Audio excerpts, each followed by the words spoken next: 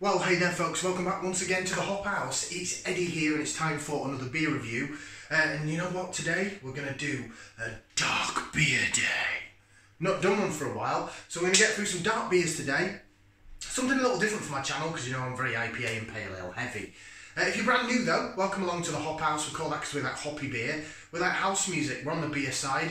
So if you like either of those or both, then give us one of those. Give us a like, share, subscribe to this channel and help us grow. If it's your cup of tea, you can just watch along if you don't want to subscribe. But if you want to, that'd be brilliant. Okay, so we're going to do some dark beers today. It's coming towards the end of October. The weather's really changed. We've gone very autumnal. It's very, maybe it's cold outside. So I just thought, it's time to, you need something to warm you up a little bit rather than go on a tropical hazy juice bomby thing. Right, dark beer then. Beer number one. And believe it or not, this is a virgin beer review, so I've never had this beer before. I bought it a few times, but I bought it as a present. So Andy, friend of the channel, he likes his dark beers, and I've got him this quite a few times from Morrisons. So that's where I picked this up from. Right then, I'll show you what it is, shall I? It's this from Batemans. It's their Dark Fruits Porter. Dark Fruits Porter. It's coming in at 4.6% on the ABV in a 500ml bottle. Now porters, I'll be honest with you, they're sort of my Achilles heel really, my weak point, because usually they're quite licoricey and chalky.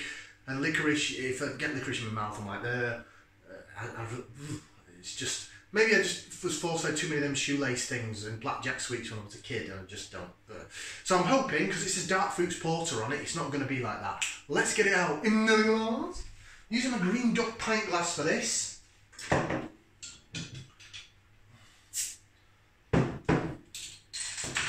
Bit of smokiness on the bottle opening. Let's get it out in the glass. Ooh, very sort of smoky. I'm going to pour the whole thing in. I know with some beers that I've only been doing so much, but with it being a porter, I'm just going to whack it all in there. This is available in the well, it was 4 for £6 originally, when it's now 4 for the price of 3. Oh, it's been that for about a year. Ooh, the head's disappeared quite quickly. It looks almost like a ruby colour. I don't know if you're picking that up on camera, but it looks almost, it looks like a flat Coke now that the head's disappeared.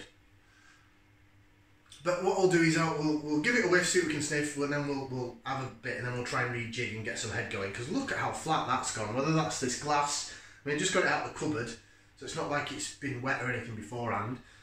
There is some carbonation sticking to the sides of the glass. This has been in my beer box. I haven't refrigerated it because it's cold outside now, so you don't really need to. And dark beers you shouldn't refrigerate too much anyway. Right, let's go for it. Let's put that into there. Let's give it a whiff. See what we can sniff. Roasted malt. I am getting some dark fruit.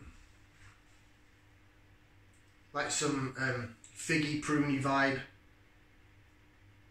Maybe a little bit of black cherry. Sort of tart black cherry. It's not like sweet.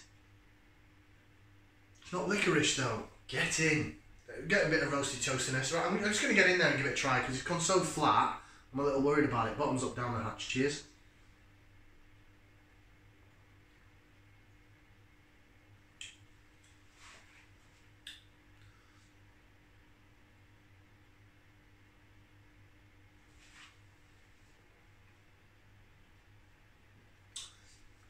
Ooh, I can drink that. I can deal with that. I don't think I'm going to get any head back, am I? No point in doing any laser vision on that. So it's chilled haze from the glass just because it's...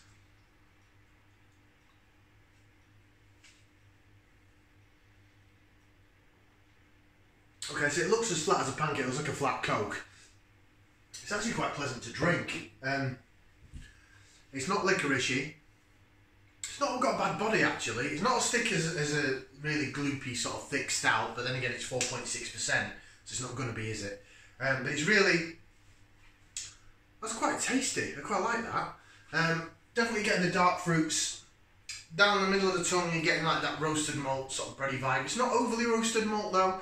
It is more, although it says a dark fruits porter, it reminds me a bit more of like Hobgoblin. It's more of a ruby ale. It even looks it. I mean, there's light bleeding through. It's certainly not dark. It's more of a dark ruby red Coca-Cola type colour, charcoaly.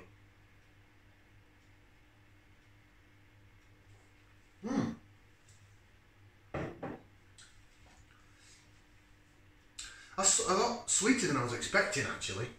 It's not unpleasant though, and it's not too sweet. Down the middle of the tongue, like I say, you're getting that little hint of roasted malt. It's coming through now, like a little smoky roasted malt flavour. Down the sides of the tongue, you're getting black cherry, fig, pruny sort of vibe. A little bit of roasted, sort of almost hazelnutty on the back end as well. Like a little bit of a nutty vibe going on. But it's not licorice! Right, let's read what it says on the bottle. Creamy and fruity with a nutty spice finish. It does have that. Right, so Batemans, craft brewer since 1874. Our story is one of enterprise and innovation, always looking forward while remaining true to our family roots. After 4 generations, Batemans is still fiercely independent. Honest creativity and gritty determination fuel our passion for our beers. Black in colour and creamy mouthfeel, dark fruits is a delicious porter with a backbone of crystal chocolate and roasted malts. Packed full of delectable dark fruits for a slightly sweeter finish, this rich, nutty spice beer, all in all, it's the most Moorish of dark beers, vegan friendly. So there you go. Batemans is their website on there. www.bateman.co.uk. You can get that in Morrisons. I'm not sure if other supermarkets sell it. Maybe Tesco do. I don't think Asda do. Certainly haven't seen it in Asda or Sainsbury's. It's just Morrisons. Yeah, that's actually quite nice. But I'd have that again. It's not necessarily my favourite style of beer.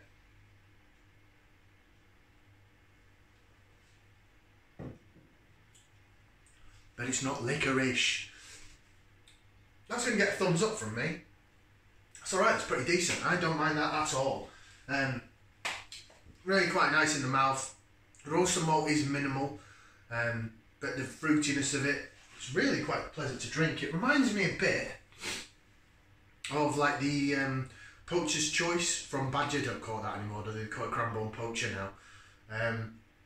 That's maybe a little bit more sweet and fruity, but it's that same sort of vibe, Hobgoblin-esque, rather than a porter. But it is very, very, very nice. Thumbs up from me, like, share, subscribe. We'll see you again for some more Dark Beer Day right here on the Hop House. Ciao for now, people.